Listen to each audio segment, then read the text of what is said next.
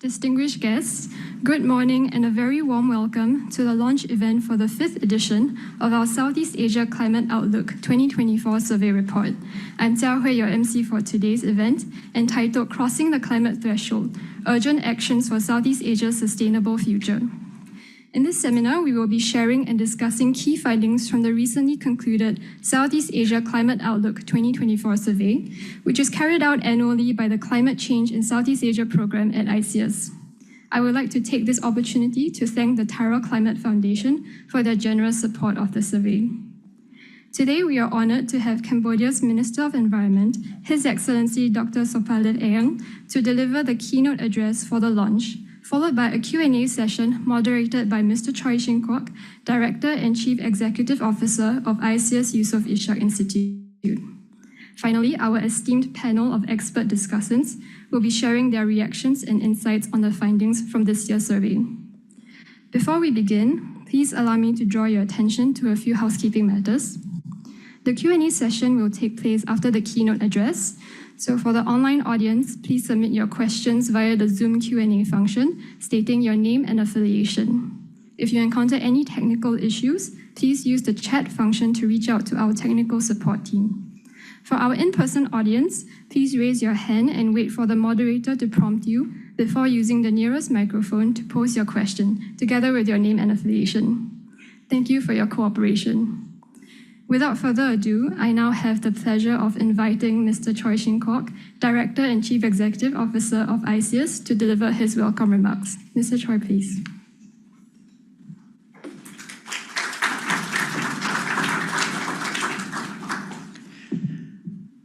Very good morning to everyone. Your Excellency, Dr.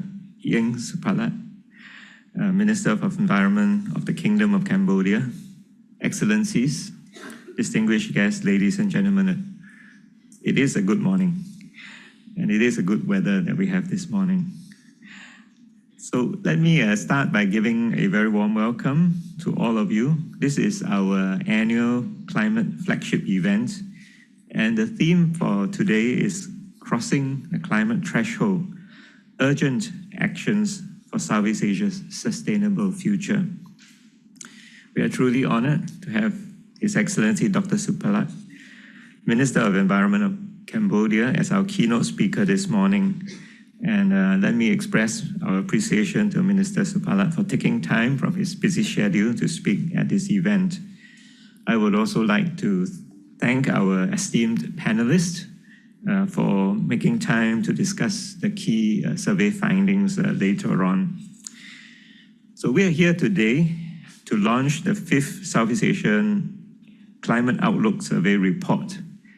It is an annual public perception survey that aims to connect the views and experiences of everyday Southeast Asians with the national and international discussions going on climate impact, environmental policies, and the inevitable inherent trade-offs in the transition to a greener world. When we first started our climate survey back in August 2020, the world was in the midst of the turmoil of the COVID-19 pandemic. At such a time of uncertainty, we actually asked our survey respondents if governments should still prioritize climate change. Despite the grave health and economic threats that the region was facing at that time, over 60% of the respondents said yes.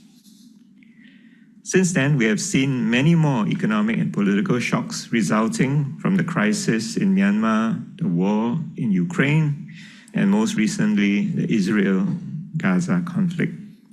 We have also witnessed major changes in governments and leaders in the region as well as beyond, and also sweeping economic shifts driven by advancements in technology, including especially the rise of artificial intelligence.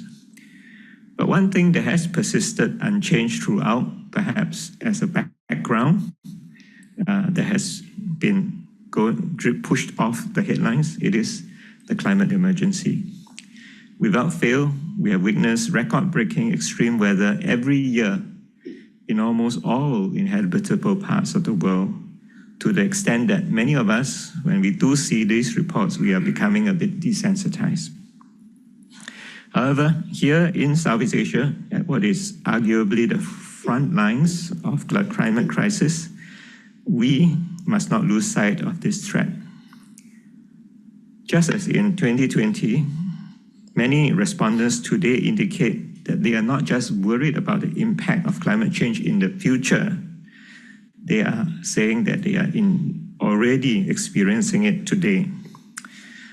Furthermore, a majority of respondents that have responded to our survey actually support decisive climate policies such as the phase out, not phase down, of fossil fuel subsidies, or imposition of carbon taxes to incentivize emissions reduction. And they also want their governments to do more to tackle climate change. Almost all ASEAN countries have put forward plans to reduce their dependence on fossil fuels and unsustainable land use practices. And 8 ASEAN member states have declared economy-wide net zero or carbon neutral targets. But most of these countries' climate targets come with the conditionality of receiving climate support and finance. Many eagerly seek cooperation on new strategies to accelerate their decarbonization strategies. One example is the Financing Asia Transition Partnership, a blended finance initiative that brings together public, private, philanthropic, and development partners to bridge the gap in concessional capital for less attractive but crucial projects, such as the replacement of coal assets with renewable energy.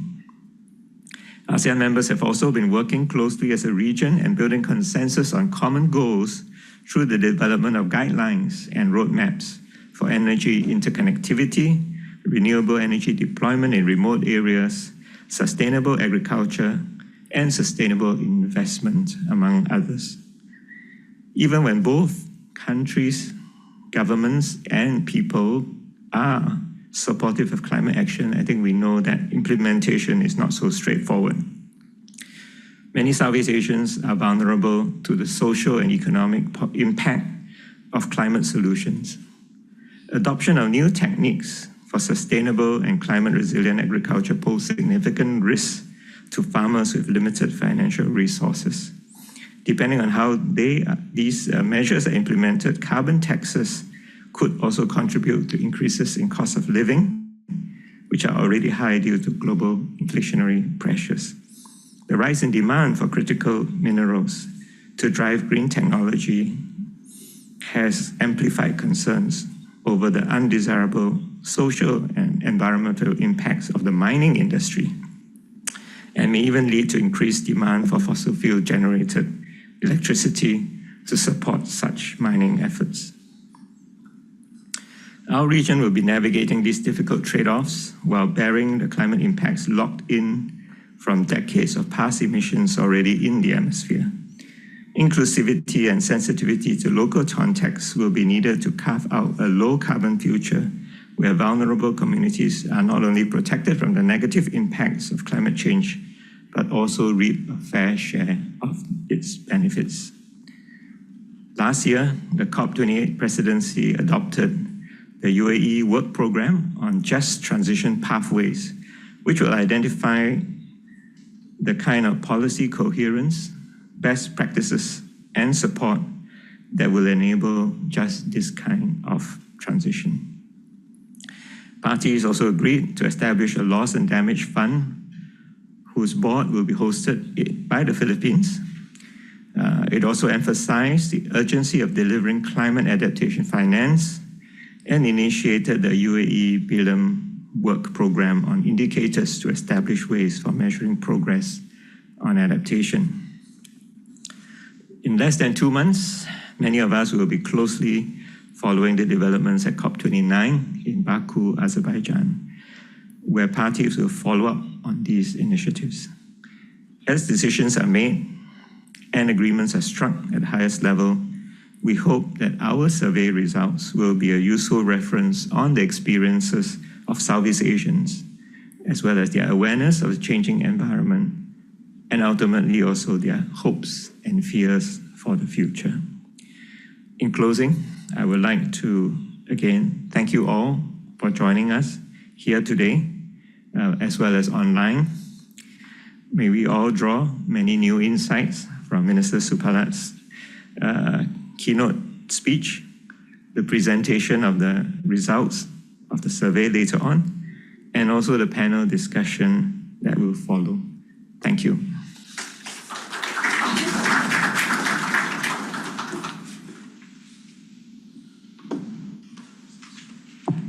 Thank you, Mr. Choi. Distinguished guests, the keynote address will be delivered by His Excellency Dr. Sophalleth Eang. His Excellency is Minister of Environment of Cambodia. Prior to his position, he worked as Secretary of State for the Ministry of Environment, has focused on environmental education, international cooperation, the Environment Protection Agency, and the National Council for Sustainable Development. Without further ado, I would like to invite him to deliver his keynote address. Your Excellency, please.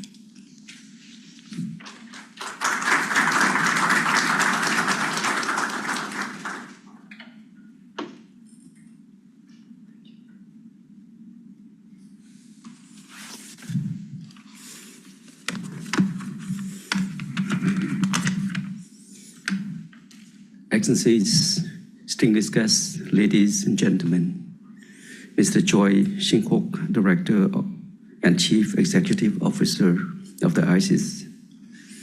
Very good morning. Today, it is my great pleasure to join the launching ceremony of the Southeast Asia Climate Outlook 24 survey report in Singapore, organized by the ISEAS. I would like to express my sincere thanks for inviting me to this very important event, along with great hospitalities. I'm very honored to deliver the keynote address today at a time when our world and our region faces unprecedented challenges. The scientific community has issued a stark warning. We may be approaching, or perhaps have already crossed, a critical tipping point in our planetary system. The alarming impacts of climate change, intensifying heat wave, unprecedented storms, and prolonged droughts are not isolated events. They are part of a larger, accelerating trend that threatens our way of life, particularly in Southeast Asia. The consequences of inaction lead to more frequent and intense natural disasters, strained resources, and a destabilized economy. The Southeast Asian region, including Cambodia, stands at the front line of this crisis, where the effects of climate change could cripple economic development and endanger millions of lives. Despite this, our collective response has been insufficient. While Cambodia, along with other ASEAN countries, has made strides in raising its climate ambitions, these efforts are not yet enough to keep global temperature under the critical 1.5 degree threshold. For the seventh mandate, the Royal Government of Cambodia unclosed the Pentagonal Strategy Phase 1, which the Pentagon for focus on resilient, sustainable, and inclusive development, which is a holistic approach to a path to socio-economic transformation to ensure that the entire society is well prepared to respond to various challenges and uncertainties of globalization, environmental sustainability, and climate change. We have developed the Circular Strategy on Environment 2328, serves as a roadmap for ensuring the environmental sustainability, integrity, climate change resilience, and to promote a green economy in the country. It focuses on 3 pillars: clean, green, and sustainable, intending to transform the potential of the environmental sectors for the benefits of Cambodians. The Cambodia Climate Change Strategic Plan 2433, currently under development, represents a comprehensive framework that aligns with our national priority. It focuses on enhancing resilience, promoting sustainable development, and integrating climate action into every sector of our economy. The updated nationally determined contribution 3.0, which is in progress, will further strengthen our climate commitments, setting more ambitious targets for emission reduction and adaptation efforts. Moreover, Cambodia is advancing a long-term strategy for carbon neutrality 2050. This strategy is not just a roadmap for reducing greenhouse gas emission, but also a vision for a sustainable future. It encompasses a wide range of measures, from promoting renewable energy and energy efficiency to protecting our forests and enhancing sustainable agriculture. Achieving carbon neutrality by 2050 is not just an environmental goal. It is a pathway to economic resilience and social equity. The climate change measures are integrated into Cambodia's roadmap for food systems for sustainable development 2030, in which resilient livelihoods and resilient food systems are one of the country's priorities toward 2050. The challenge for Cambodia, as for many other countries in Southeast Asia, is to reconcile economic growth with the imperative to phase down fossil fuels and reduce carbon emissions. This will require transformative changes across all sectors, including energy, transportations, and agriculture. Excellencies, distinguished guests, ladies and gentlemen, today, as we launch the 5th iteration of the Southeast Asia Climate Outlook Survey 24, we are reminded of the importance of understanding public perceptions and attitude toward climate change.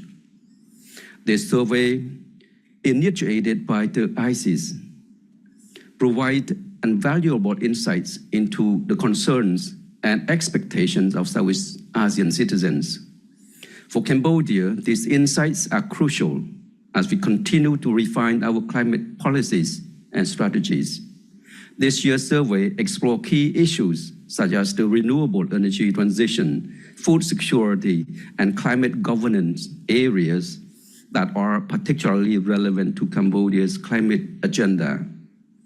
The findings will serve as a guide for policymakers, businesses, and civil society in aligning the efforts with the needs and aspirations of the Cambodian people and the broader Southeast Asian region.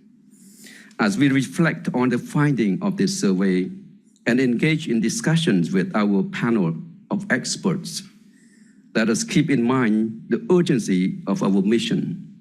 The stakes have never been higher, and the decision we make today will shape the future of our nation and our region.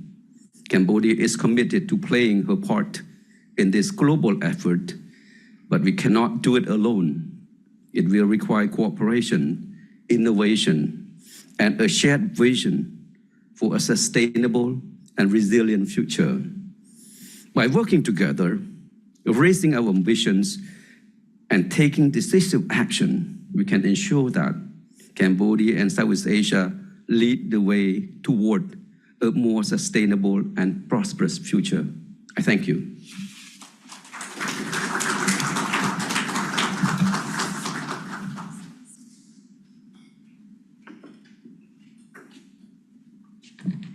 Thank you to His Excellency for taking the time to share with us on Cambodia's aspirations and strategies for stronger climate action and cooperation in the region. I would now like to invite His Excellency and Mr. Choi to begin the Q&A session. Gentle reminder to the audience to state your name and affiliation when posing your question to the Minister. I would now like to hand the floor to our moderator, Mr. Choi, to begin the session. Mr. Choi, please.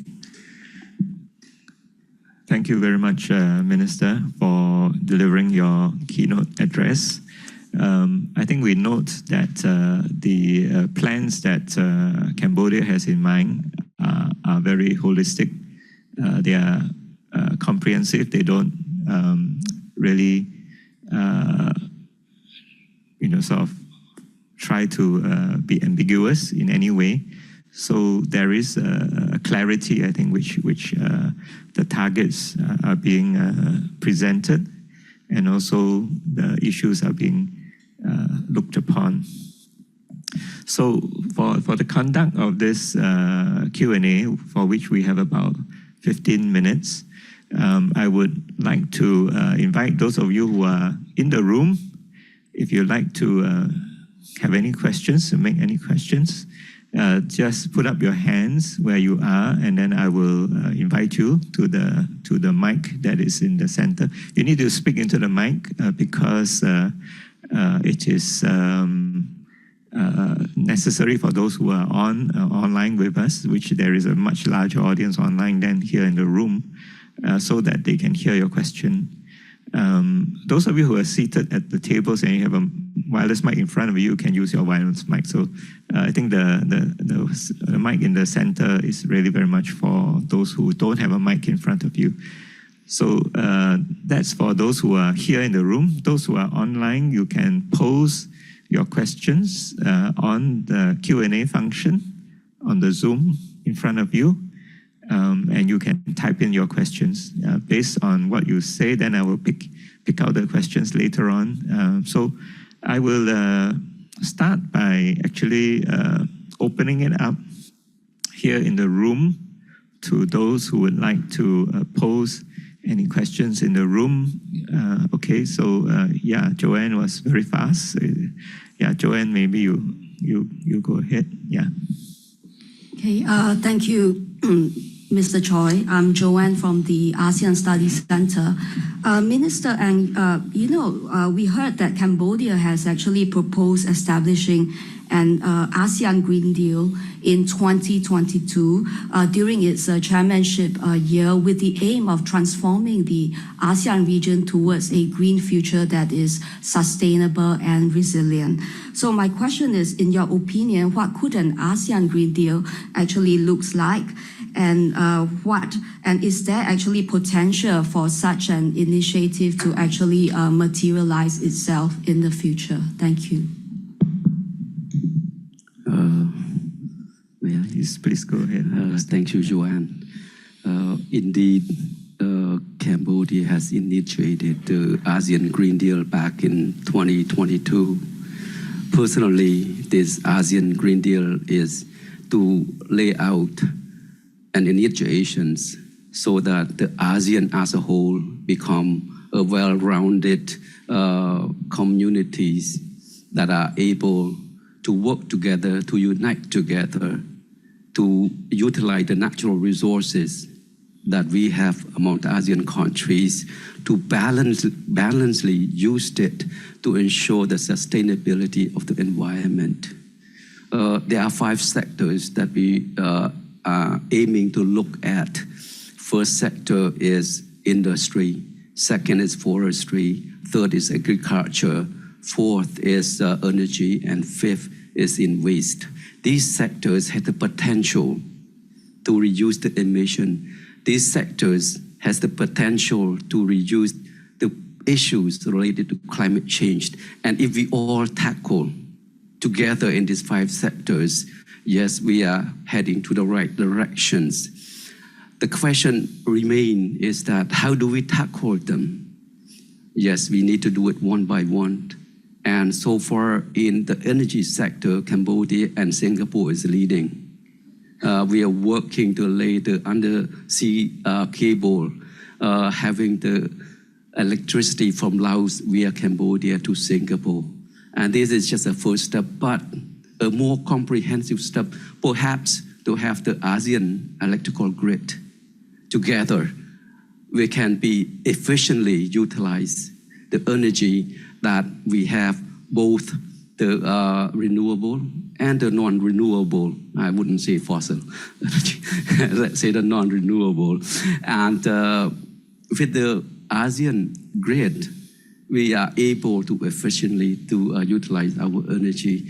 And in other sectors, for Cambodia, we are not waiting to work unitedly with ASEAN. We are working separately and hoping that our work, our effort will be later on integrated into the ASEAN communities, and together we have the bigger, more intense result. For Cambodia, we are now sitting at 62% renewable, and we are setting to achieve 70% renewable energy share by 2030, and it's achievable. We are committed and we're working toward it. This is energy sectors. On the waste sectors, Cambodia is able to orchestrate 9.6 million people join my campaign to clean up Cambodia. The first stage is to get them to join the campaign to clean Cambodia, but the second stage will help them to join Cambodia or to lead Cambodia to fight against climate change.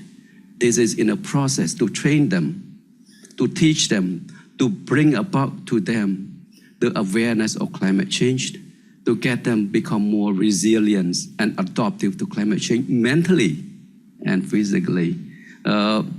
For your information, we have 3.6 million students in Cambodia, and they all join my campaign. Today, I do not use plastic bag.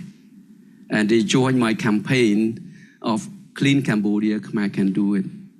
Our campaign is going step by step. And the ultimate step is to have them, all the youngsters, all the students in Cambodia, to be very resilient to climate change, to be adaptive and to be ready and join force with the ASEAN community to fight climate change. Thank you. And other sectors as well, we are working on it, but I think these are the two sectors that are in our priority. Agriculture is not left out, but it's coming. Thank you. Thank you very much, Minister. I think that you mentioned about the energy sector that Cambodia is moving from about 60% to 70%, 62% to 70%. And you also mentioned the ASEAN power grid as well as the export of power from Cambodia to Singapore as kind of pathfinding. I think there's been this kind of news in Singapore the last this week as well.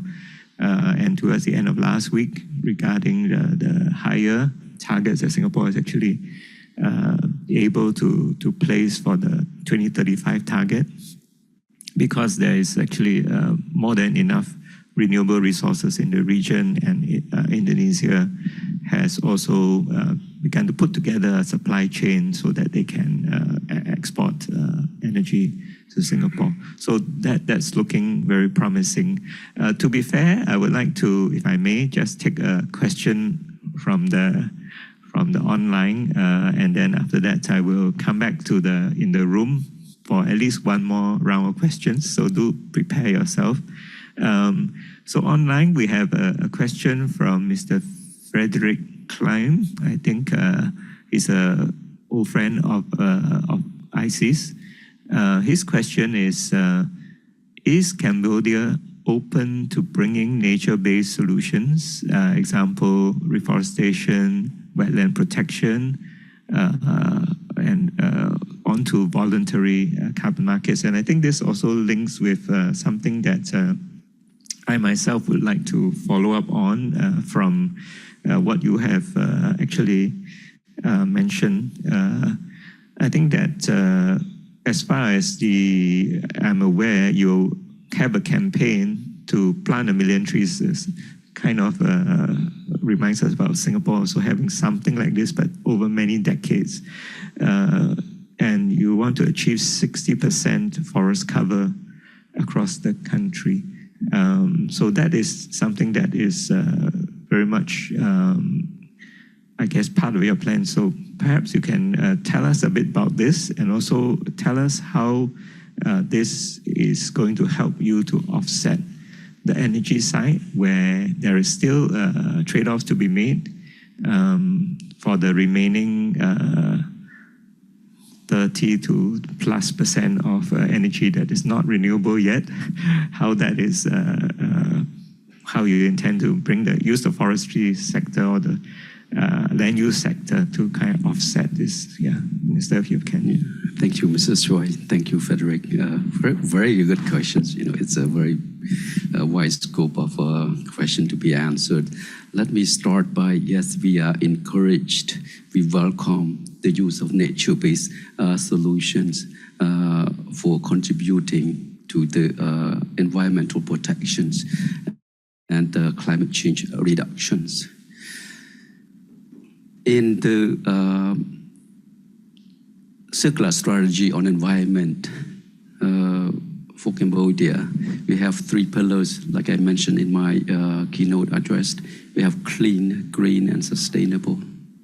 In the first 5 years, we want to maintain, to make sure that Cambodia physically clean, and also initiated the perceptions of every single individual, particularly Cambodian student, to have the clean perception as well. Unless otherwise they are clean inside, the clean outside can never be sustainable. So that's why we targeted 3.6 million students. All of them joined us in the campaign to clean. Also, the next step to that was to get them to help me to green Cambodia. That is the second step toward having the children to be adaptive to the environment that we are being challenged right now. Unless otherwise they are adaptive to the real environment that they are experiencing, they cannot be sustained. Basically, give them the muscle so that they can build on it and they can live with the upcoming environment that is rather unpredictable. Greening Cambodia, on my 2 months taking to office, I initiate the campaign to plant at least 1 million trees per year. These tree plantations, we do not buy tree sapling to give to the population to plant. I get my staff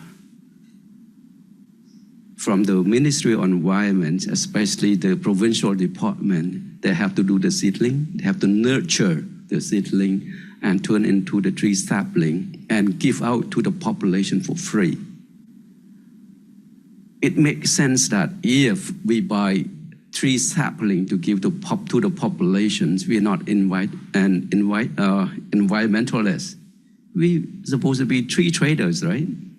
To be an environmentalist, you have to be able to produce a sapling to give out to the people that is from inside of you.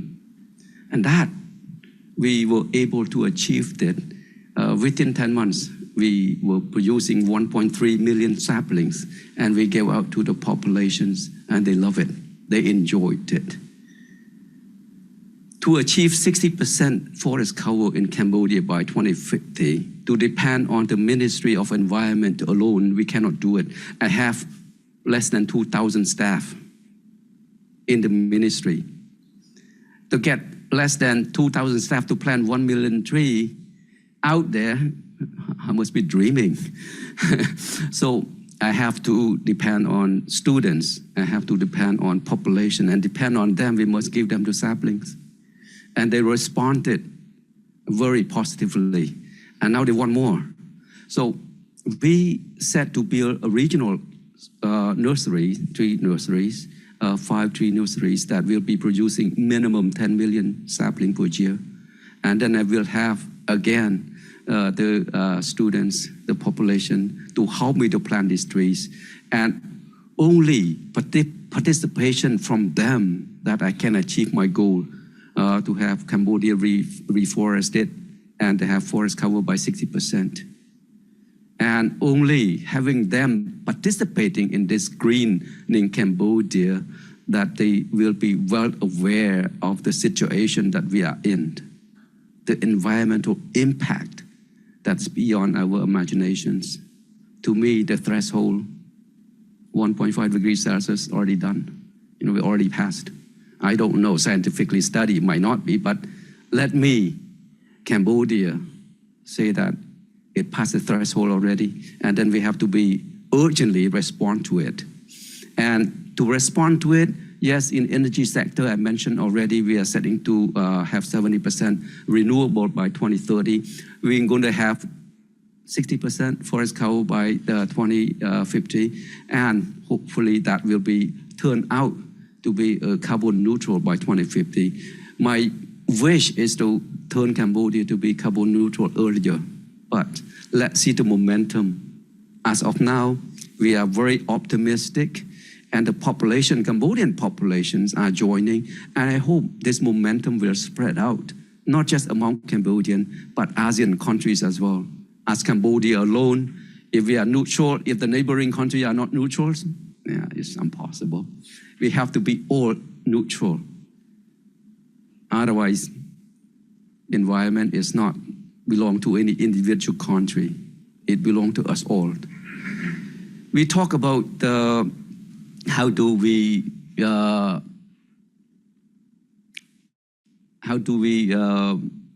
take care of the 30% fossil dependent. I'm very optimistic. I'm an engineer. I love innovations. I love new ideas. I love explorations. I love scientists. Period. We have to scientists. We have to turn ourselves to engineers to seek for new source of energy, be it solar, be it hydrogen, be it others, I don't know, but give them the chance. Scientists can do anything. Human capitals, you can rely on. With the IT, I wouldn't say AI, we can compute, we can find solution much faster than before, during my school time. But for sure, I'm optimistic that we will be able to find alternative energy that replace the fossil fuel that we are depending on, the remaining 30%. Having said that, it's worthwhile to mention about carbon offset as well.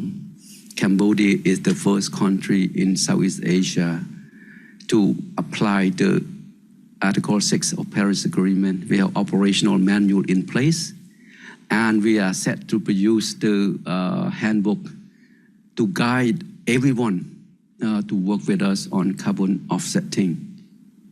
That will be opening up another spectrums for everyone to work together to offset carbon from one country to the next.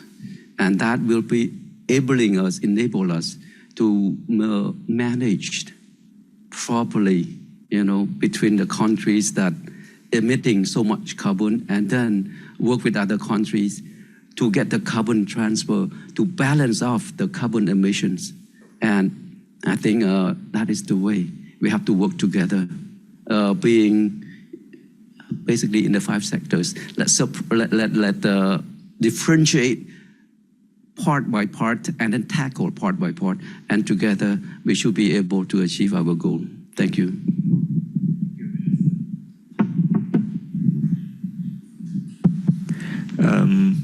Minister, I know we are at 10:45, but we actually started a little bit late. So if with your indulgence, we'll go another one more final round. And because somebody had, Ibu Masyita she's one of the panelists later, she actually put up her hand earlier on. So I don't know whether she still wants to take up the question, because maybe he has already answered your question. Yeah. Would you like to ask your question? Yeah. Thank you, Minister, for the presentation. So I would like to ask you about coordination and institutional setup of climate, right? From many countries' experience, actually one of the challenges is that we have fragmented institution, because climate action and policy needs several institutions, both government and public and private. How is it in your experience? What are the challenges and what are the solutions that Cambodia has done Maybe have you thought about having the climate envoy or a climate unit directly under the president? Because, for example, in Indonesia, our issues is that all ministries are horizontal, so nobody has the right to aggregate the climate policy and action, which sometimes create a bit of a deadlock in action. Thank you.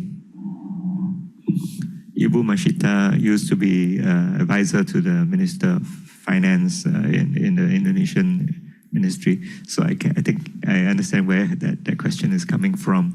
But perhaps let me, if I may, I just add on a little bit to that question. She's talked about the intra-government department coordination.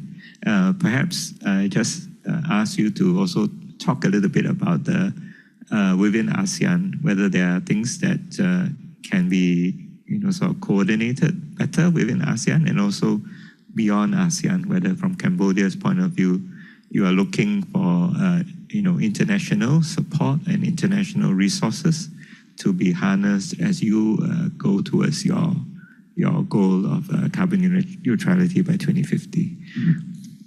Minister. I thank you very much. Very good questions. Fragmentation will not bring us anywhere. We need to be united.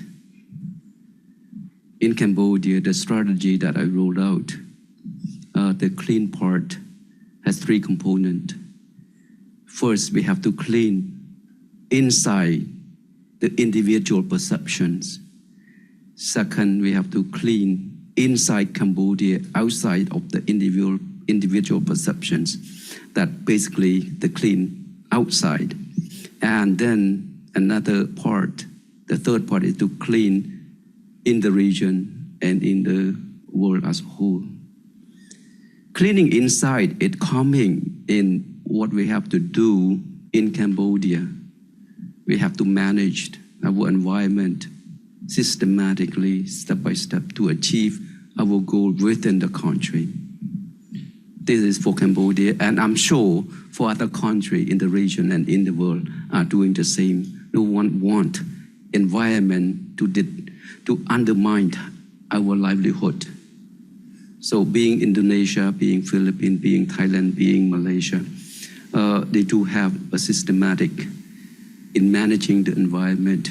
When we are able to manage the environment within the country already, that we use the existing organization, the ASEAN, the existing link, to integrate ourselves between countries. And that is the platform we share our experience, the platform that we share our achievement, and the platform perhaps we can disseminate the success, the experience that we have to other countries to do together. That is to bring about unity within the ASEAN, and then we can expand to the world as well. It's impossible to achieve our goal with the fragmentations, unless otherwise the integration, the harmonizations, and the orchestration among us all that roll out the momentum to respond to the urgent need or urgent cause of the crisis that we are encountering right now. Financially, yes, I don't like to ask for money. At the age of 11, I stopped asking mother for money.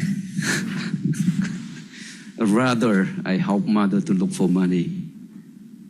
I was an orphan until at the age of 4, the Khmer Rouge took my father away. And mother has to take care of 5 of us. And each of us wants something, right?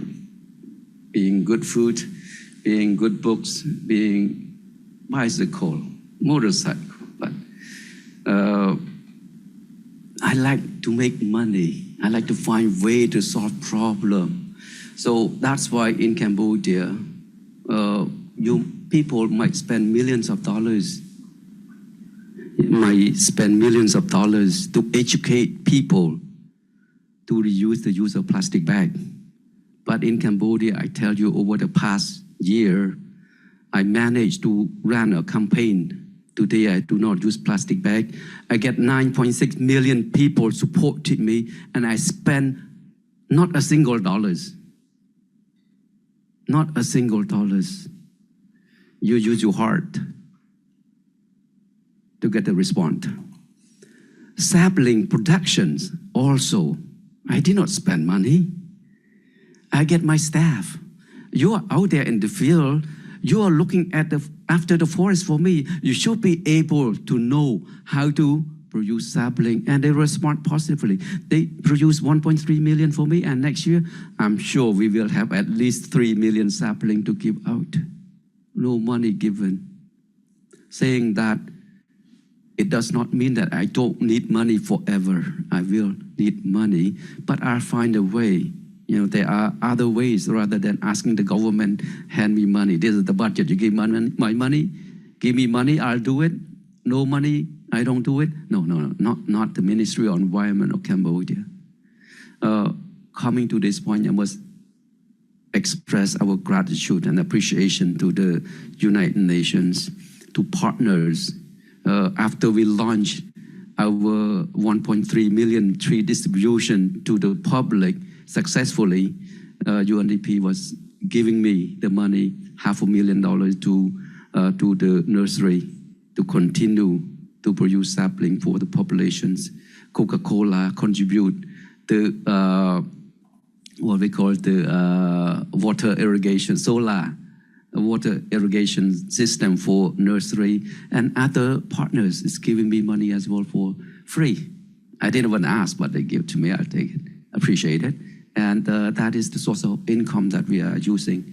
And if we continue in this speed, continue in this way, I think what I'm receiving, what I'm seeing, the response is not money, it's from the heart. It's a real response, a real contribution, participations, and this is really count. If you want to fight the climate, you fight with your heart. You don't fight with money, or otherwise you bog down in making money from the money that would otherwise serve for the purpose of humanity. Don't make money from it, but use that money from Green Climate Fund, from other source of money, fight the real climate change, not to fight the thirst, the greediness of individual. Thank you. Thank you very much, Minister. And I think all of us in the audience, we can feel the passion that Minister Sophalleth has in him for this cause. It's not just a job for him, but I think it is a mission for him, for his country, and also for the rest of us. We also have our battle to also go towards the same goal. So please join me in giving a round of applause to Minister Sophalleth. Yeah.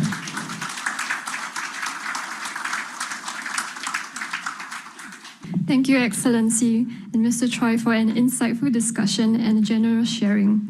I would now like to invite our discussion panelists on stage for a quick round of photo taking with His Excellency and Mr. Choi before we proceed with today's program.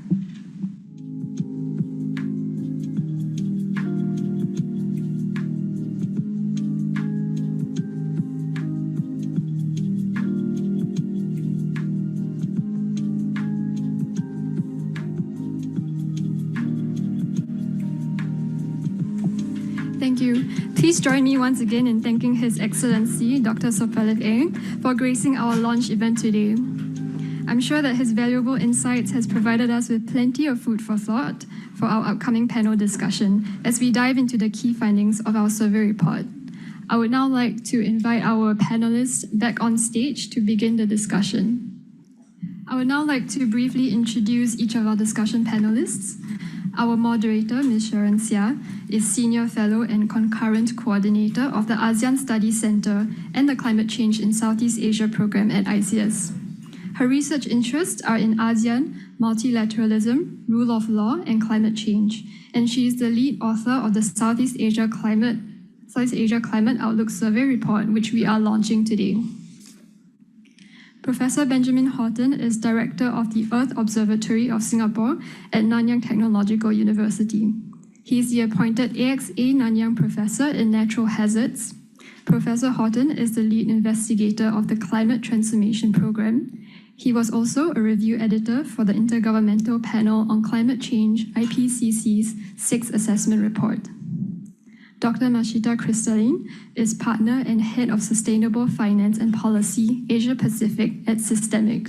She is a climate economist by practice with over a decade's experience in government, finance, and industry, focusing on macroeconomics, sustainable finance, and climate policy, including a role as senior advisor to the Minister of Finance and coordinating Minister of Maritime Affairs, Indonesia. In addition to our panelists, we also have a presenter who will be sharing our survey background and key findings. Ms. Melinda Martinus is lead researcher at the Climate Change in Southeast Asia program at ISEAS. Her research focuses on sustainable development, smart cities, and ASEAN climate governance. Without further ado, I would now like to invite Ms. Martinus to start her sharing on the findings of the survey report. Please.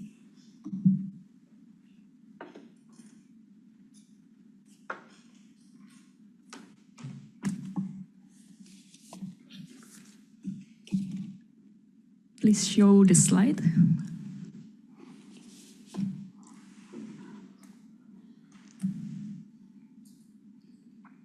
Okay. Good morning, distinguished guests and ladies and gentlemen.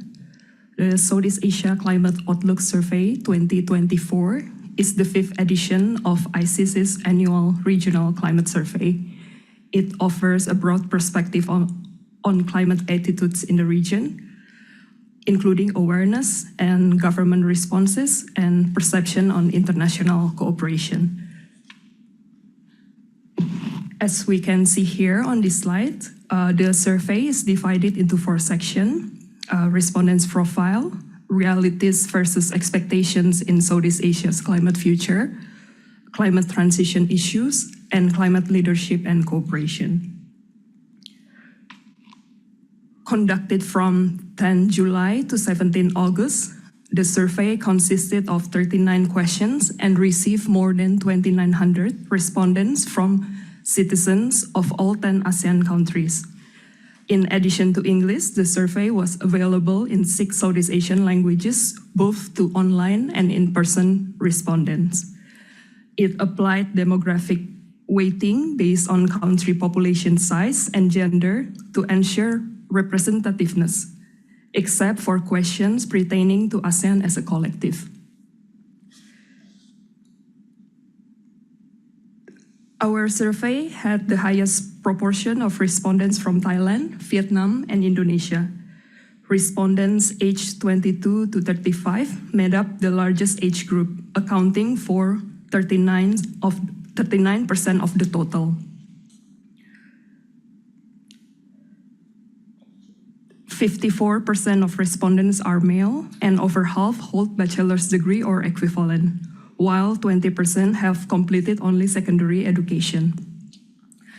The largest group works in the private sector, including business, finance, and other industries. The majority of respondents live in the region, with 58% residing in major metropolitan areas such as Singapore, Bangkok, Phnom Penh, Jakarta, and so on. We also have representatives from those people living in medium-sized cities or smaller cities like Chiang Mai, Surabaya, Semarang, and so on. The majority of respondents rate their socioeconomic well-being between 5 and 7 on a scale from 0, the lowest, to 10, the highest.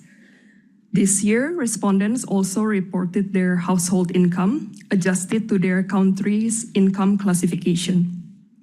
Income was divided into 5 groups or quintiles, with quintile 1 representing the lowest incomes and quintile 5 the highest. A majority placed themselves in quintile 3 or higher. Regarding how respondents receive climate-related news, mainstream media remains the most popular source, followed by social media, and online influencers. Messaging apps like WhatsApp, Telegram, and Line were the third most common source. Now let's look at the survey results. In section 2, respondents were asked to rate their national government's climate policies. More people now say their government views climate change as an urgent priority and is allocating sufficient resources to address it, with approval rising from 8% in 2023 to 22% in 2024. Respondents from Singapore and Vietnam were the most approving, while those from the Philippines were the most disapproving.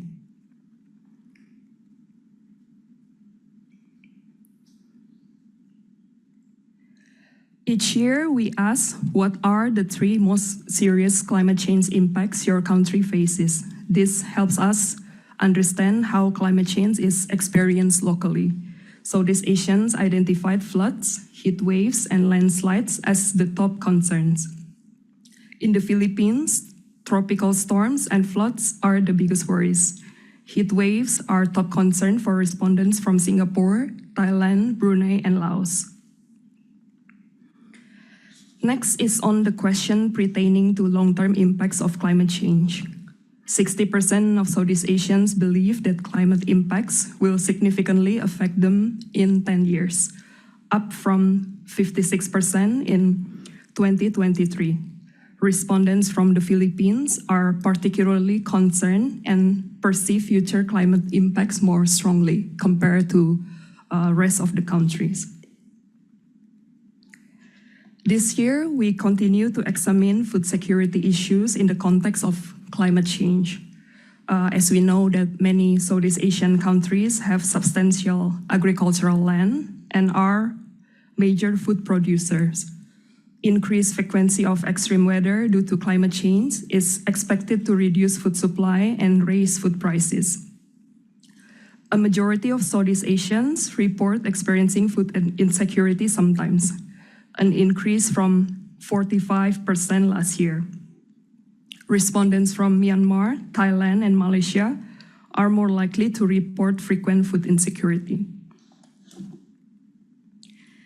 Now I'd like to move on to the section 3 of the report, which cover climate transition issues.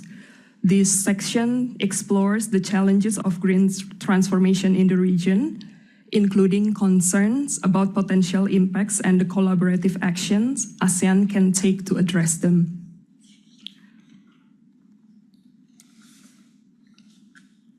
When asked about the biggest challenge to decarbonization, regional respondents commonly cited a lack of R&D and expertise, insufficient support from both private and public sectors, and limited financial resources as the main obstacles. The lack of R&D is particularly notable in Laos and Vietnam. Respondents from Thailand identified combating domestic priority as the biggest challenge, while in the Philippines, the lack of alternative energy resources is seen as the greatest impediment. Next, the discussion about carbon tax has gained momentum in the region in the recent years. So we try to assess public receptiveness to a carbon tax policy. More than 70% of regional respondents now support a national carbon tax, up from 68% last year. The strongest support is found in Vietnam, Indonesia, and the Philippines, while the highest opposition comes from Brunei, Cambodia, and Singapore. There is also a generational divide in opinions of a national carbon tax. Individuals aged 16 to 21 show the least support, whereas those over 60 are the most supportive. Among those supportive of a national carbon tax policy, 93% are willing to accept part of the tax burden as individual consumers. Of this, 37% are highly willing and 56% are somewhat willing. At the country level, respondents from Thailand, and Vietnam show the highest willingness to pay, while those from Cambodia and Myanmar are the least willing. Additionally, we also found that respondents with lower levels of education are significantly less willing to bear the tax burden. We tried to understand how fossil fuel subsidies are perceived regionally. As we know that fossil fuel subsidies distort energy markets by making fossil fuels artificially cheap, therefore undermining the competitiveness of renewable energy sources, and also hindering the transition to a low carbon economy. So removing these subsidies can help to create a level playing field for all energy sources. Regionally, 47% support cutting fossil fuel subsidies.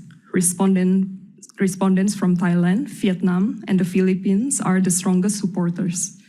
Conversely, Brunei shows the greatest resistance, with only 21% in favor of cutting subsidies.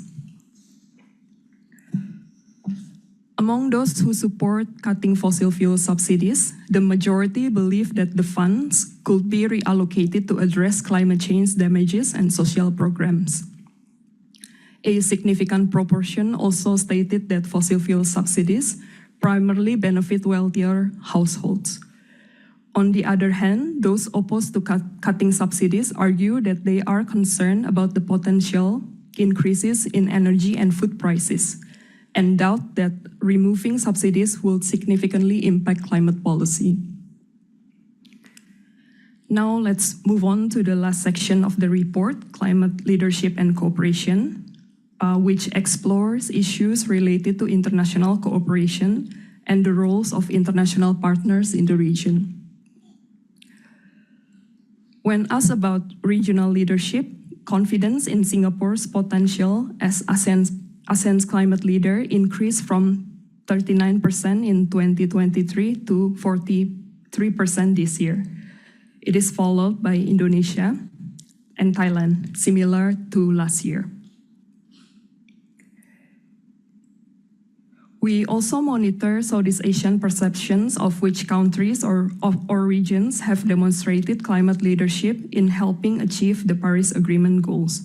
For the first time since this question was introduced in 2021, Japan has surpassed the US and the EU as the leading country in climate leadership. Although the US has fallen to second place from its previous top position last year, its overall vote share has improved significantly, rising from just 6% in 21 to 20% in 24. On the contrary, confidence in the EU dropped from 31% in 21 to 20% this year. Lastly, we continue to track Southeast Asian perceptions of which country is leading in global climate innovation.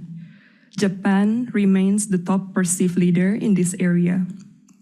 The US has moved ahead of China and the EU to claim second place this year.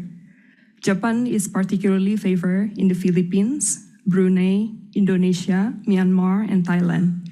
The US is top choice in Laos, Cambodia. In Vietnam and Singapore, respondents rank the EU the highest. With that, I'd like to conclude my presentation here. I now invite my colleague Sharon and the panelists to continue with the discussion. Thank you very much.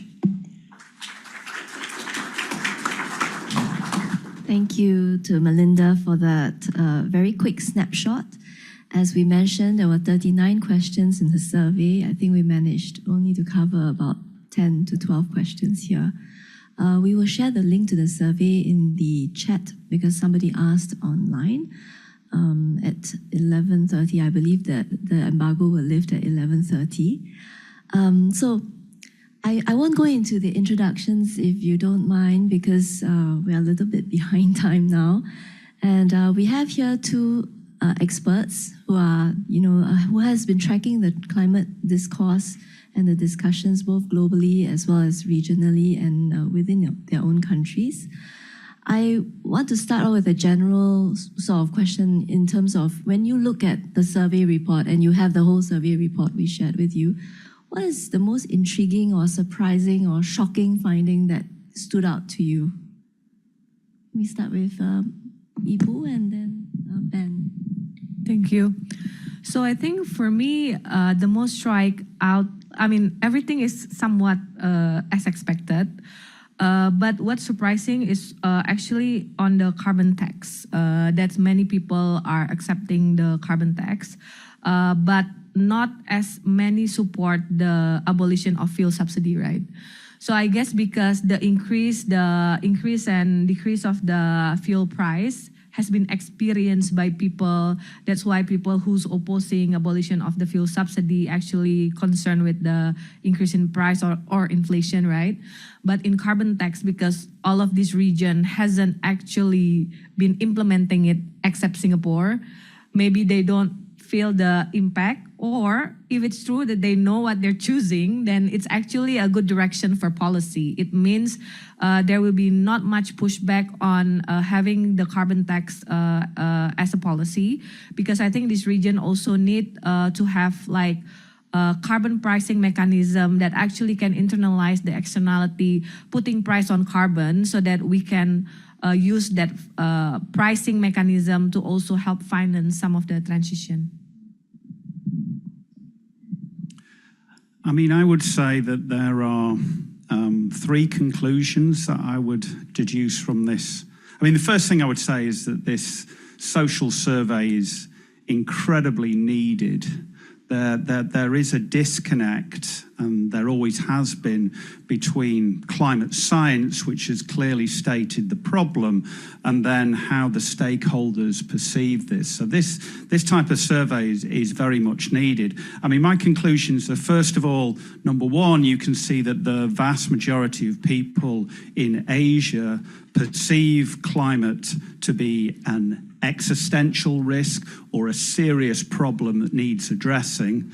The second aspect is that the vast majority of the respondents have already, and this wasn't one of the questions that are highlighted, but have already tried to do something on an individual level to respond to the climate crisis, be that reducing of the use of plastics, being more efficient, or reducing your energy bills, or changing your commute into work to use public transport or walk into work.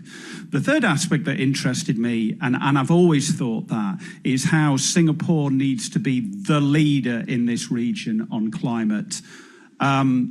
Why did I come to Singapore? Why do I lead a climate centre? Is because we have the investment in research and technology, we have the investment in our people, we have world-class universities, we have an ecosystem on our doorstep that is in peril, and therefore we have this huge responsibility. So there are my three things. One, perhaps they're not, the first one isn't unexpected, that now as we see the climate problem, that the vast majority of people see it as a problem. The aspect that individuals are already doing something about that, I think, is very heartwarming and positive. But we all know that there's a significant lag to what the governments or the private sector are doing. The climate change problem seems to be placed on the individual to respond to it and solve it. And that's not going to work. What shall I say? I came here for this meeting, very passionate discourse by the ambassador for Cambodia, or the minister from Cambodia. But as soon as we came up, they all left. Where are they? Why didn't they want to hear about this survey or scientists? And that's the disconnect. Thanks, Ben. Well, the minister is being taken on a tour around the institute because he has quite a tight timeline. I understand that, but it's about priorities, isn't it? Yeah. Yes. Yeah? The problem with climate is priorities.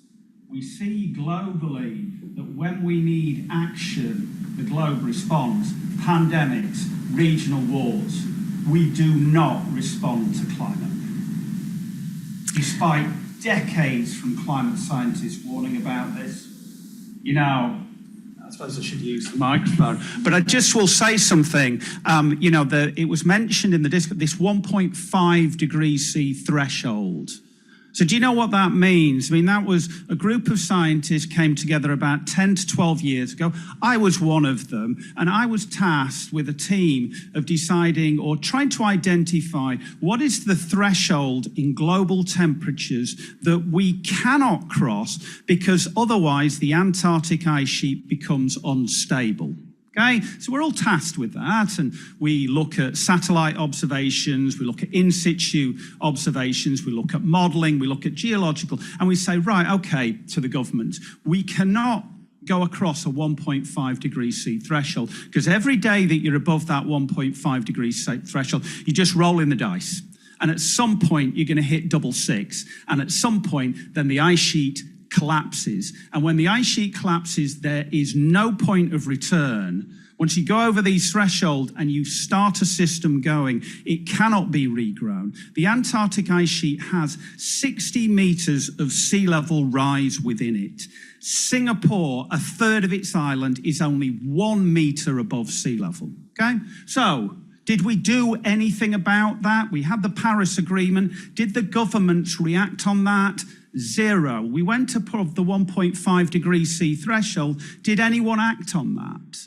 Was there any emergency resolution within the United Nations? Did, for example, the Singaporean government appoint a task force to make sure that we return back below 1.5 degrees C threshold?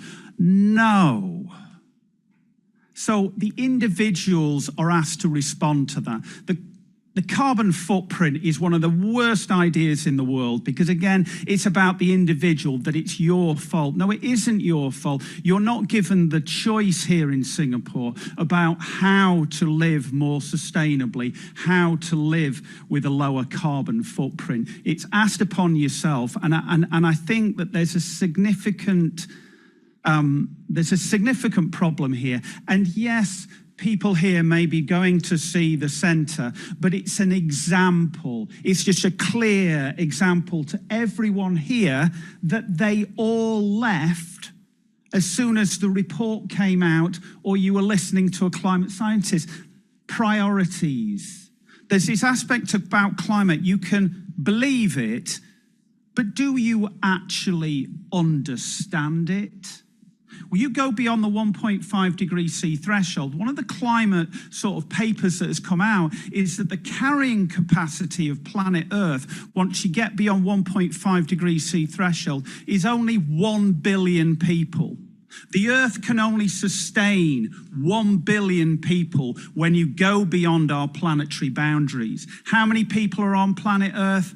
8 billion. How many people are in this audience? 30, 40? Well, that's only 4 or 5 of you reaching the desired age of 70 to 80 years. The rest of you perish. And that is the importance of climate. And it's missed. It's your lives, your livelihood, yours. Not somebody who's in some developing nation who you can sort of wash out of your mind. It's your lives and your livelihoods, and there's a disconnect. Thanks, Dan. That passion. Thanks. I feel the frustration. My team as well, we've been working on these issues for a long time. And we do feel that because in every conference that we attend, climate is invariably the last panel. We are never the first panel. We never get the environment folks to talk first, because it's always the economic imperatives that pull us. And I feel that frustration too, because at the regional level, when we talk about ASEAN carbon neutrality, etc., behind all of that, there's always an economic imperative. When you talk about carbon credits, you kind of see that dollar sign behind that conversation. So it's never truly altruistic in that sense. So I feel that frustration, and I'm happy that some of us can express it in that way. I do, however, think that even in whatever little ways we can as individuals, we have a duty of care to the environment and to the climate. Even if I cut off everything, I don't emit any more carbon, I know it won't help. But I still feel that as a member of the global community, that I would like to do my part. And of course, the biggest burden lies on the government, the private sector, and other entities that we coexist with alongside. And in this report, it's very clear, we didn't present it, that the respondents feel that governments still play a very major part in addressing the climate burden.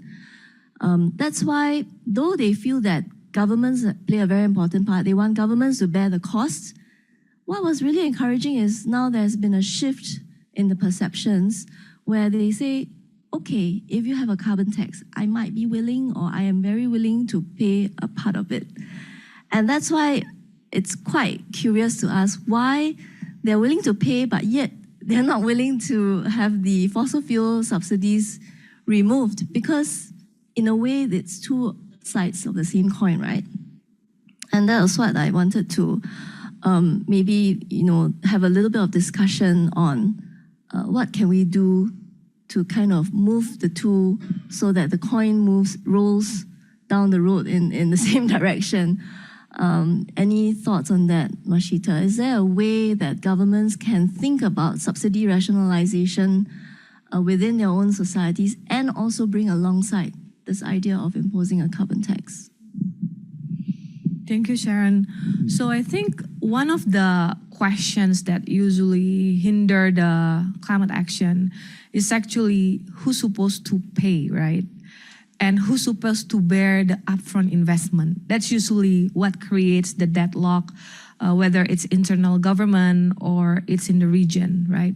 For example, like if you imagine in this region, most of our power plants are much younger than the one in the European, right? So we're supposed to live beyond the 2050, the power plant age.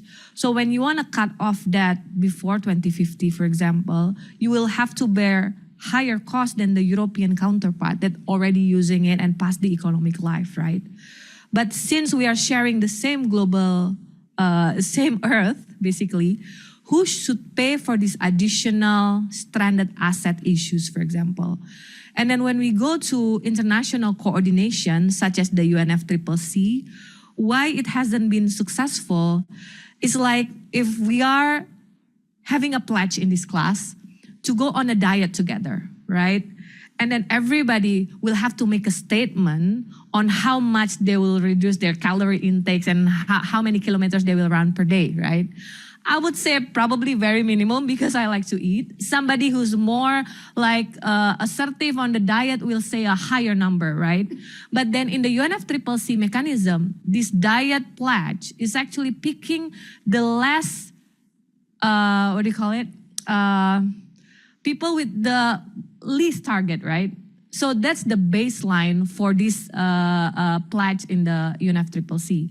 On top of that, it's even harder to achieve. For example, you know that from the NDC numbers, it's not as aggressive as the net zero numbers. Of course, with the change of the next NDC period, many countries are trying to adjust their NDC to follow the net zero.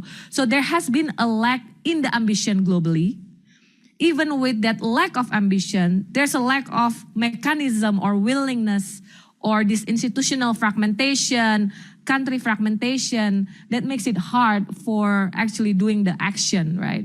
So I think what Ben and Sharon has been talking about, there's like a real deep-rooted concern, but when you start to make the policy decision in the room, the question is always how much and whether this inflation will create social unrest in my country.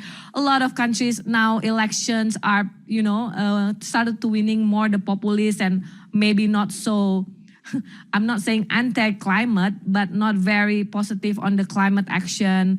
So I think there's also this situation at the global level that we need to solve together, not only on how much, who should pay, and who to coordinate together, and how to make it work. I mean, fossil fuel subsidies, I mean, both of those aspects about carbon tax or fossil fuel subsidies, a lot of it is to do with the correct and clear communication. So carbon tax, it is interesting in the report that people are willing to pay that carbon tax, but I think the percentages would be much, much higher if we knew where that money was going. So where is a carbon tax going towards? Is that going towards climate adaptation? So is that going towards protecting environments, ecosystems, coastlines, urban centres? And on the aspect of a subsidy, well, that is basically misinformation. It's one of the latest pieces of misinformation by the fossil fuel companies that if you diverse away from fossil fuel, your household bills will go up. It's the latest way of making sure that we continue to burn petroleum. And so there needs to be a clear communication that removing those subsidies and perhaps placing those subsidies in something else, like incentives for renewable energy or protecting individuals from any price hikes in bills, would be the way that we're going. I mean, I struggle to understand why we subsidize companies that made record-breaking profits last year. You know, all the big petroleum companies have moved away from any renewable. They talk about carbon capture, which is just complete. Well, carbon capture can maybe save about 3 or 4% of the carbon that we emit into the atmosphere. It's not the solution that we're after. I mean, if we just want to think about facts at the moment, you know, 2023 and 2024 were the two warmest years since records began. July was the warmest month since records began. We think it may have been July 2024 was the warmest. We think it was perhaps the warmest month for 100,000 years. We think about the climate. But also in 2023, 2024, we had the record amount of carbon dioxide emissions. So we're not doing a very good job, okay? And we also chopped down more of the pristine forests than we ever have done. So, you know, if you look at all the metrics, we're not moving fast enough. And here we have a report where there's a will of the people. People are individually want to do that. What we need to get is the governments to respond to the people. British election took place, obviously paid a lot of attention to that. There was a clear difference, climatic or environment, between the Conservatives and the Labour Party, but it wasn't top of the agenda. Neither party wanted to state that climate was the reason to vote for them. We have the US election. Again, a huge difference. You could even see that in the report about US leadership on climate under the Trump administration was around 4%. Under the Biden administration, it had jumped to 20%. So there's a significant difference. But again, at the debate last week, climate was not brought up, even though a huge sector of young population would want it to be higher. And then the next one, you're going to have the Singaporean elections. Make your local MP discuss climate. What is he going to do for your local community to reduce the heat? The highest heat in Singapore is in Bedok. If you have a look at a heat map of Singapore, that region, because of the lack of green spaces, the large amounts of concrete, is the warmest area in Singapore. So what's the MP there going to do about reducing the temperatures to making sure that young people and old people are safe? They're the questions that we need to address. And then you get over this aspect of subsidies and carbon tax. That's why I tell my kids to write to the MPs. Voice as an individual. We do. But, you know, ultimately, even as with a voice as an individual, we need to work together, cooperate multilaterally. amongst countries and so on. So I think the point to make is that we can't do this alone, that we have to do it together. And when we started this survey in 2020, in August, it was in the middle of COVID. My director mentioned that we asked the respondents, is it COVID more important or climate change more important? And 60% said COVID was important. So it told us that the people in the region actually are quite far-sighted. They could tell that the pandemic threat and the health threats were very bad, but surely this will pass. That was in their minds. And I feel the frustration too, because every year we try to raise this issue to governments in the region to pay attention to climate change. We also did a study in the Institute on whether politicians and political parties in the region had campaigned on green issues. And actually, sadly, no, because green is not sexy. That's the truth. Green is not sexy. Green doesn't bring you the jobs, doesn't promise your constituents livelihoods.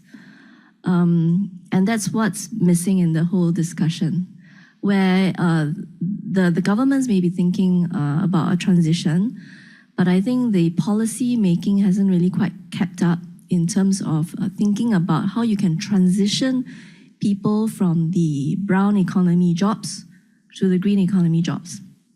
And for instance, in Indonesia, you have an EV strategy to position Indonesia as a leader of electric vehicles industry. But then the question will be, what do you do with your millions of mechanics around the country who will no longer be able to service cars, who actually need to be trained in computer diagnostics, trained in how to assess problems with the batteries. And also there are so many things that need to change. For instance, you may have read reports of EVs kind of self-combusting in parts of the world, right? Your first responders also need to be trained in responding to this type of fires, because it's a completely different type of fire. You cannot be using just water. You have to use a special retardant to put out the fire. So I think some of these issues, we really do need to drill down to what we can do. And so we hope that the survey can be a first start as food for thought for governments to think about when they think about moving in a certain direction. And because we are a little bit behind time, I want to just kind of close off with the question on global cooperation and leadership. Come November, we will all be very frustrated. People who go to Baku will be sitting around, some 40,000, 50,000 people will be there talking about climate. And I think I've seen so many COPs where you end up just talking. The question is, are you bringing it back home and implementing all of your NDCs, your LT, LEDs, and so on, right? So I want to know whether the survey findings that's pitched Japan as the top on the charts, do you think this is reflective of Japan's ability to kind of corral, corral the region, the Asia-Pacific region together to do more? Has Japan succeeded in its Asia Zero Emissions Community, AZEC, in moving the needle for Southeast Asia? Any thoughts on that? I think this is what I feel, yeah. So I was leading the JETP team in Indonesia and also the energy transition mechanism. So I can feel that Japan has been focusing on the region and their own transition plan that are much more pragmatic and also much more open to these transition activities that allow countries and policymakers around the region to feel like, oh, they got our actual problem is, right? So for some of the financing, for example, coming from Japan, not only going to the green sectors, but also on the transition activities, which is activities that are not actually green, but needed for these countries to not have an extreme or abrupt transition pathway, which probably will hurt your fiscal, will create inflation, will have like a serious short-term economic growth problem, especially in the past years where countries are still facing, economic rebound coming from the pandemic. And then the Europe, this is interesting, right? So US, because what Ben mentioned, the internal politics and communication on climate is actually getting better. But actually in this region, in terms of investment, US is not as strong as Japan and China and South Korea. And China has emerged as well to be one of the leader in this climate, because even, for example, for the EV ecosystem, right? Indonesia is one of the major nickel production. Demand coming from China is more and more getting more ESG for the nickel than before, right? Before, there's no question about the ESG for the nickel, but then there are demand coming from China because they also have a indirect demand coming from their export. They need to also abide to the ESG standard. So I think looping in back to what Sharon and Ben has been mentioning, that it is not translate yet in the policy in the big level and the speed that we need. But I think in terms of individual, I think this survey really shows what the individual's feelings are, because another survey in Indonesia and other countries has also shows that the younger generation, the Gen Z, actually choose jobs that are green. So there's a premium of like offering a green sectors. So there's a growing population that's get older, and someday they will be the policymakers that are different with the policymaker who's probably now sitting in the government everywhere. So I am hopeful, but going back to pragmatism, I think as policymaker, if you are the president of a country, a leader, a policymaker, a minister, you would ask this question: who should pay? How do I actually create the funding to make this scalable? How the climate action to contribute more to economic growth in my country rather than the opposite direction, right? These type of questions need also be aligned with the climate actions. Otherwise, it will be impossible for policymakers to opt for it. Thanks so much. Did you have anything to add about Japan or leadership? I'll say a couple of things, but the first thing I would say is just to lead on from your statement about the next generation being very, very, green savvy, into sustainability. And I'll give you just some facts. So I was formerly the chair of the Asian School of the Environment at NTU. And here in Singapore, as most of you will know, that, the number of people allowed to do a major is fixed by the Ministry of Education based upon employability statistics. If your employability of your undergraduates is greater than 80%, you can grow the size of your curriculum and therefore hire faculty. If you're lower than 80%, your curriculum number of students decreases and your faculty numbers decrease. So as a chair, you want to increase the employability of your undergraduates. For the last 2 years at the Asian School of the Environment, the employability was 100%. It's the only major at NTU that has 100% employability. So you can see where there's this huge expansion in jobs where people, and we accept people, their grades are 3 A's and a B or 4 A's. They're one of the best students in Singapore, and they're deciding to use their talents to save the environment. And I always think that that is your great hope.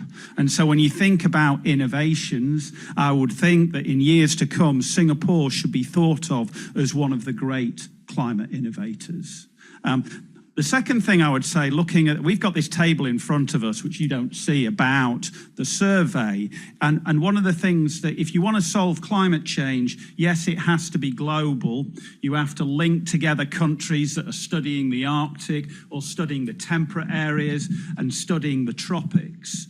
But what I'm always aware of, reticent about is innovations that have been developed in Japan or North America, Europe, Australia, being applied here in the tropics, because in many cases they don't work. You need homegrown solutions for your homegrown problems. So I think there needs to be an ASEAN leader. And again, this is where I think Singapore should take its place at the front. Thanks, Ben. And because all of our audience here actually made an effort to come, I'd like to open the floor to the room if you have any questions. Yes, this lady here. 3 questions, right? Yeah. Hi, I'm Eileen from Lianhe Zhao Bao. Something that has not been brought up is about the nuclear support. So there is an increase in regional support for nuclear energy with specific reference to Singapore. The support increased from 10.7% in 2022 to 20% this year. So why do you think the public are now more supportive to having nuclear as an alternative energy? And what are the challenges in convincing more people to accept it? Thank you. Thank you. I'll take the next one, all of it together. Hi, Wyman, editor and journalist from Eco Business, and congratulations, Sharon, for a great report. And thank you, Prof. and Horton, for being so forthright about your sentiments when leaders left the room. I wanted to ask for a response on geopolitics. I think you mentioned earlier this survey finding for the first time Japan being kind of like chosen as identified as an international leader in helping the world achieve Paris goals.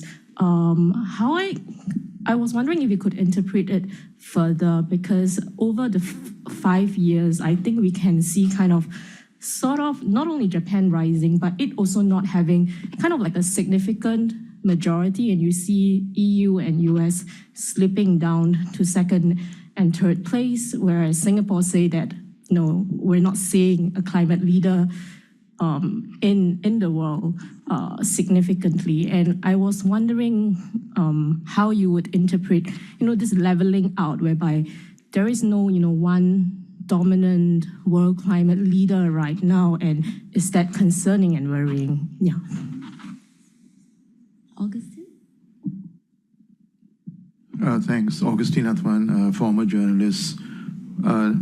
Depressing to see that they're not prepared to give up on the fuel subsidies, but then anyone who's covered the region knows that comes as no surprise. But having covered Cambodia, Laos, Myanmar, and Vietnam, stronger possibilities for Vietnam because of Hanoi, central control, pretty much like China, to seriously address it and move the needle for a green transition. So my question to the panel, and I love Ben's passion, what's it going to take for governments like Indonesia and Malaysia to really move that fuel subsidy and set the country or countries on a green transition that's inclusive, because at the end of the day, people matter. But one caveat I want to throw in, it's a story that I did before. It's great to have EV cars running all over the country, but at the end of the day, they go back and charge their EV and it's coming from a coal-fired power plant. That's China. But China has one thing, 25 nuclear power plants and up and going. So there is credence in the question from Liana Chapa on nuclear power, the panel's position on that. Okay, thank you very much. So on the question of nuclear support, actually I take quite a personal interest in this, having done some of the work I was involved in my previous life on civilian nuclear issues. And I think for Singapore, the Singaporeans are very pragmatic, right? As of now, nuclear is not seen as green, but rather clean. And they know that there are very few options for Singapore to tap into renewable energy. Even with your 4 switches in place, importing green electricity, but ultimately there's got to be a stable source of electricity. and also dealing with the variability in the grids with your renewable sources coming in, it imposes a great deal of burden technically on the grid. So therefore, this idea that you might have to have a level base load in the system could help. So I think Singaporeans are kind of pragmatic in that sense, and hence that 10 to 20% increase. And what can change the perceptions? I think first thing, the technology has changed, but many people's perceptions are still stuck thinking about Chernobyl or Fukushima. In fact, Fukushima was not a technology issue, it was a natural disaster that knocked it out. So these sort of misperceptions need to be addressed. And then also there are the regulations that need to be in place. I think a lot more public and strategic communication perhaps has to be taken up. So I'll defer to the other two speakers. If you want to comment on the nuclear issue, it's fine. But I thought that since you may not have focused on that, you didn't want to, on the climate leadership question, as well as what does it take for Indonesia and Malaysia to move on the subsidies and to set on a green transition. It could be something that you want to take up. I mean, I could start, and I'll just repeat what I said previously. I mean, it's all about communication here, about the seriousness of the climate problem. So we've crossed this 1.5 degrees C threshold. How long can we stay above this threshold without there being, without the natural ecosystem shutting down? And we estimate that it's about 10 years.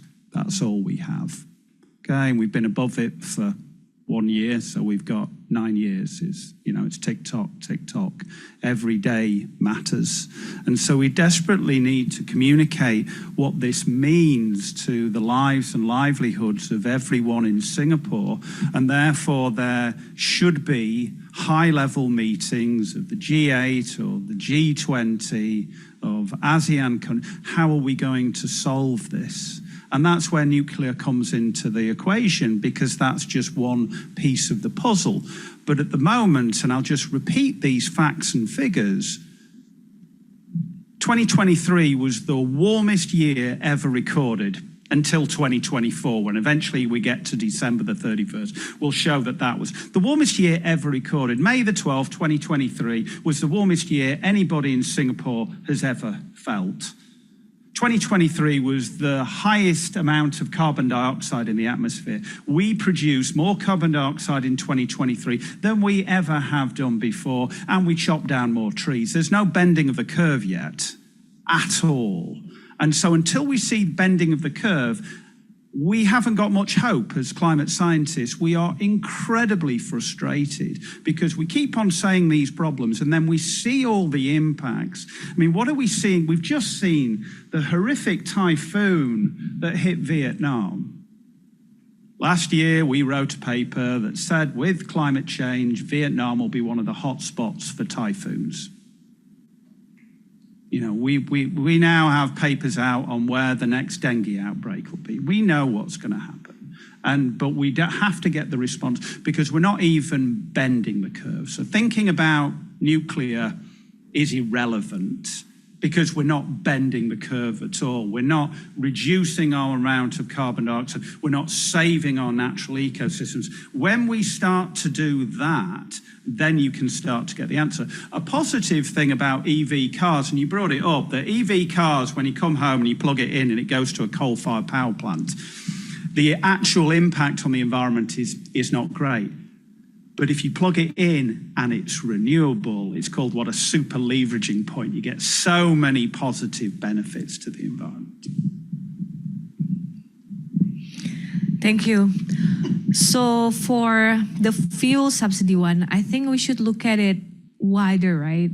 It's not only changing the price of the fossil fuel, but also for the whole transition of energy. In the case of Indonesia, for example, the grid are old, so you basically cannot invest too much on renewable energy because the capacity of the old grid to actually take care of this intermittent of renewable energy is not enough yet. So fuel subsidy or the pricing mechanism and the carbon tax is a subset of the whole energy transition issues. And I think what's also warming is that Indonesia just have the International Sustainability Finance Week 2 weeks ago, right? One of the nickel producers tell a story that they have transitioned into renewable energy for their nickel production line. So they changed to hydro and also, if I'm not mistaken, geothermal. So they've used 60 to 70% of their energy source coming from the renewable energy. And what they feel that it actually increased their profit, because when the time that the global oil price increase, or there's a boom in the commodity price that increased usually the energy price in Indonesia, they're actually not having to pay for that volatility in price, right? So I think we should also find a solution, a mechanism whereby this new investment reach a certain tipping point, like Ben mentioned. Once you already close to the tipping point, you just need to nudge the sectors just a little bit. The adoption rate will be very high. If we charge our EV now in Indonesia, it goes to the coal power plant, right? Because there's not many EV cars in Indonesia yet.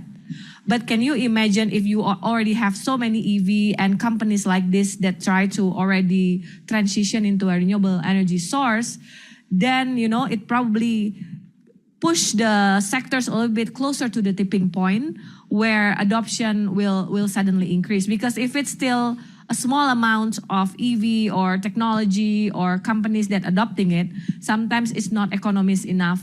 It doesn't reach economies of scale for it to be really adopted at the national scale.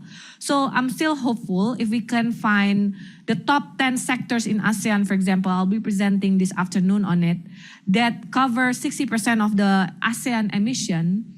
And you kind of map these sectors and how close the sector will be into a certain tipping point, then we're hoping that, with all of these policy actions, we can only focus on a certain things that move the needle faster than, having work on a thin scale for all sectors that probably doesn't affect that much.